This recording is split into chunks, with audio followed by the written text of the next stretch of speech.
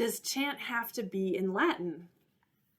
This answer is similar to the point I previously made about singing chant to modern notation instead of Gregorian notation. If you superimpose an English translation to the original chant melodies, it gets stunted oftentimes and doesn't come across at all the same. That's because the music was written based on the texts, the Latin texts. The melodies follow the accents and phrasing of the words they were set to, so the music is determined by the meaning and sound of the text. With modern music, it's the opposite, setting words to the music already written, oftentimes.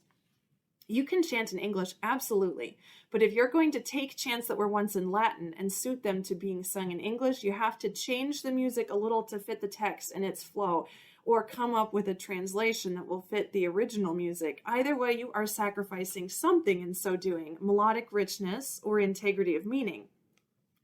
I understand that some of us can't throw the whole kit and caboodle of Latin chant at our parishioners and our priests sometimes.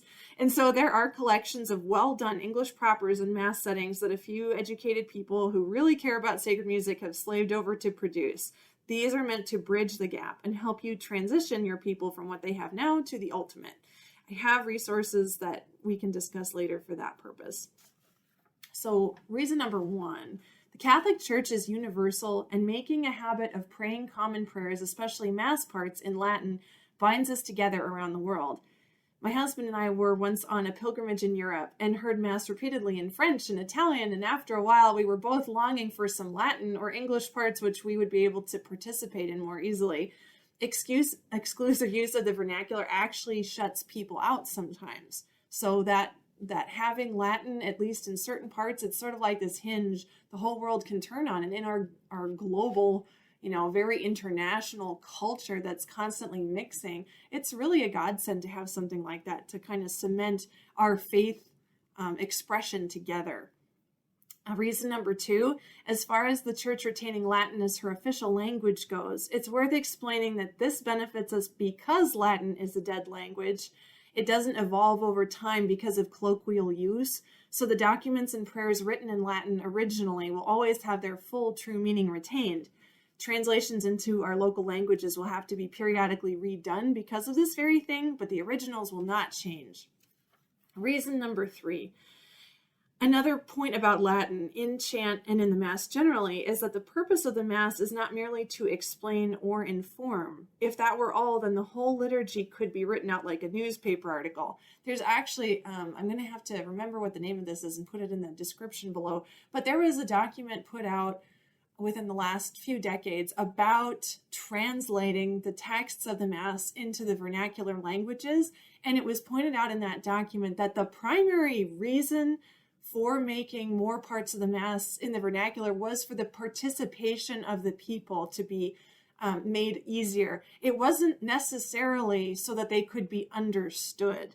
I thought that was a very interesting distinction because they recognize that while people can participate in Latin, a lot of times, if it's just the same standard responses over and over that you can easily memorize, that's not too much, for the average person, really for anybody, especially if you're raised with it.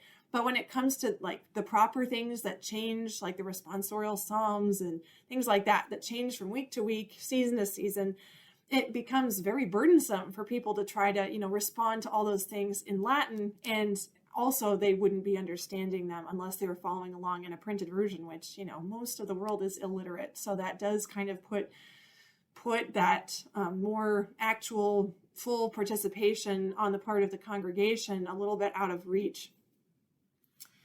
So anyway, this excerpt comes from the CMAA's FAQ on sacred music, which is definitely worth a read in its entirety. But here's this quote. The purpose of sacred liturgy is far deeper and more complex. It is to draw us out of time and place so that we might more clearly perceive eternal mysteries. The liturgy is not primarily a teaching session, but rather an encounter between Christ and the Church.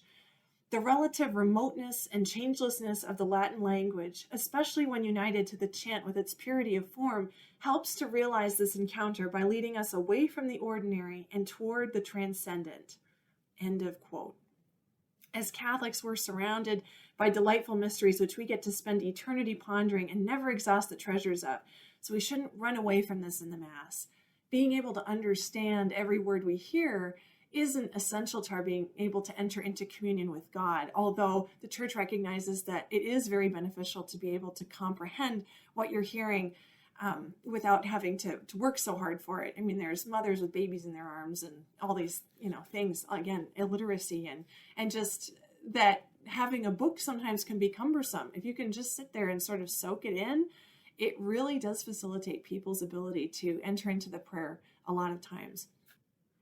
But Latin will always have a special place and purpose in the church, and that is really a gift to us. And even if it's something that's kind of been foreign to our experience, it's just really good to have an open mind and just allow yourself to experience that and see how over time you might be able to be transformed or benefited in your prayer and your singing, that you can do that in Latin and kind of learn to do things in two ways. Like learn how a language can speak to you without being able to comprehend every word of it, and that it speaks to God, whether you understand it or not. What you're saying are these sacred words, most of which he directly inspired because they come from scripture.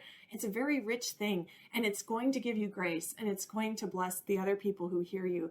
And so it's definitely not lost, even if it's something a little bit foreign to us.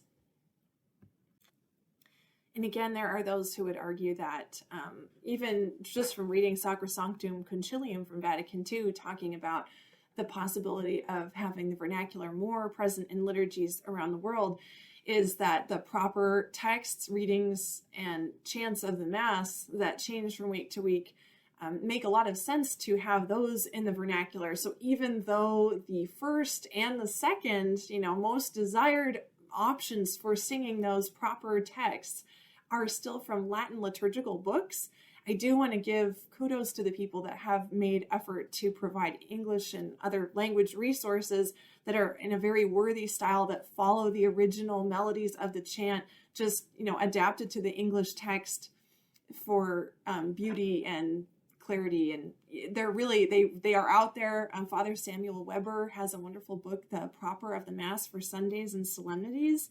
And it has each proper antiphon with verses to lengthen it as need be. But he has them in like 4 different levels of difficulty, depending on where your choir is at. So you can start out with a super simple and work up.